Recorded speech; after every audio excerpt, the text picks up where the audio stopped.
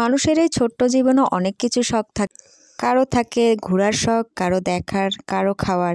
আর আমার এই ছোট্ট মনে একটা ঘোরার শখ ছিল যে আমি কখনো যদি পারি টিউলিপ বাগান দেখতে যাব। কিন্তু আমাদের দেশে এই টিউলিপ ফুল না থাকায় বা বাগান না থাকায় আমি কখনো এই টিউলিপ বাগানে ঘুরতে যেতে পারিনি। দীর্ঘ প্রতীক্ষার পর আমার এই স্বপ্ন পূরণ হতে চলেছে। তো এই বাগান দেখতে বিদেশে নয়, আমাদের গ্রামে এই বাগান তৈরি করা হয়েছে। তো চলুন আজকে আমাদের সঙ্গে নিয়ে যাই আমাদের এই ছোট্ট টিউলিপ বাগান দেখতে। তো আজকে আমি শুধু একাই নই, সাথে রয়েছে আমার ভাবিরা, ভাইয়ের ছেলে, মেয়ে, আমার মেয়ে, সবাই মিলে আমরা বের হয়ে গিয়েছি। আর আমাদের বাসা থেকে এটা খুব একটা বেশি দূর নয়, মাত্র 10 মিনিটের। তাই আমরা কোনো গাড়ি ঘোড়ায় নয়, নিজের পায়ে হেঁটে হেঁটে আমরা যাচ্ছি। আর আপনাদের একটু আমাদের গ্রামটা দেখিয়ে দিচ্ছি। আমাদের রাস্তার দুই পাশে বড় বড় কি সুন্দর বাগান রয়েছে, আমের গাছ রয়েছে, দেখতেও কিন্তু অনেক বেশি সুন্দর লাগে। হাঁটতে হাঁটতে আমরা চলে এসেছি টিউলিপ বাগান। আর ইনি হচ্ছেন টিউলিপ বাগানের ওনার হাসিনুর রহমান চৌধুরী, 4 নং আটগাঁ ইউনিয়নের ইউপি সদস্য। আর এই বাগানটা করা হয়েছে 4 নং আটগাঁ ইউনিয়নের বন্ধুগা গ্রামে। আর ইনি হচ্ছেন আমাদের বড় ভাই, অর্থাৎ আমার হাজবেন্ডের চাচাতো ভাই। টিউলিপ ফুল কিন্তু বিভিন্ন রকমের হয়ে থাকে। আমরা যেদিন গিয়েছিলাম সেদিন এই হলুদ টিউলিপ ফুলগুলো ফুটেছিল, যেগুলো দেখতে কিন্তু অনেকটা কাপের মতো। এগুলো অনেক ধরনেরই হয়ে থাকে। লাল ফুলও এখানে লাগানো হয়েছে, গোলাপি ফুলও লাগানো হয়েছে। তো সেদিন হলুদ ফুলগুলোই দেখতে পেয়েছি। এখানে মোটামুটি 500 গাছ লাগানো রয়েছে। এই বীজগুলো কিন্তু এক একটার মূল্যই 100 টাকা করে।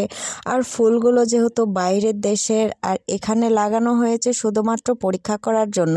যেহেতু এটা বিদেশি ফুল, শুধু বিদেশের মাটিতে হয়ে থাকে, পরীক্ষামূলকভাবে শুধুমাত্র এটা দেখার জন্য আমাদের দেশে বা আমাদের গ্রামে চাষ করা হয়েছে। এই টিউলিপ বাগান দেখতে প্রত্যেক দিন অনেক মানুষ এসে ভিড় করছে। সাংবাদিকরাও এসে সংবাদ তৈরি করার জন্য আমাদের এই টিউলিপ বাগানের পিক নিয়ে গিয়েছে। এই তো আমরা টিউলিপ বাগানের ভিতরে ঢুকে গিয়েছি।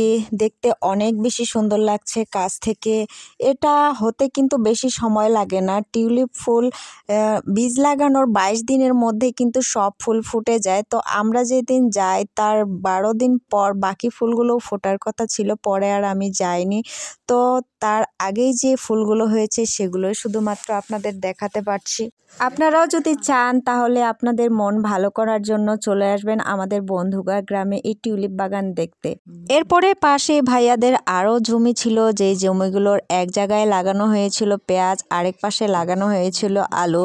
তো পেঁয়াজের গাছ দেখে তো আতিয়া পেঁয়াজের ঢ্যাপ তোলার জন্য অনেক বেশি লাফালাফি করছিল। আমাদের গ্রামে কিন্তু এগুলোকে ঢ্যাপই বলা হয়। আপনাদের গ্রামে এগুলোকে কি বলা হয় কমেন্টের মাধ্যমে কিন্তু জানাবেন। এটা হচ্ছে আলুর ক্ষেত। আর আলু বাড়িতে বথুয়া শাক হয়, আপনারা কি কেউ জানেন? আমরা যখন ছোট ছিলাম তখন কিন্তু এই বথুয়া শাক তোলার জন্য আমাদের প্রতিযোগিতা হতো। আর ভাবি এখানে বথুয়া শাকই তুলছিল। এটা খেতেও কিন্তু অনেক বেশি মজা করে। তারপর ওখান থেকে আমরা চলে আসলাম আরেকটা বাসায় দেখা করার জন্য। আর ইনি হচ্ছেন হাসিনুর ভাইয়ের বউ, ভাবি।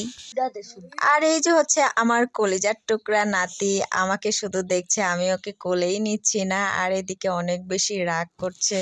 আজকের ব্লগটি এ পর্যন্তই। আল্লাহ হাফেজ, আসসালামু আলাইকুম।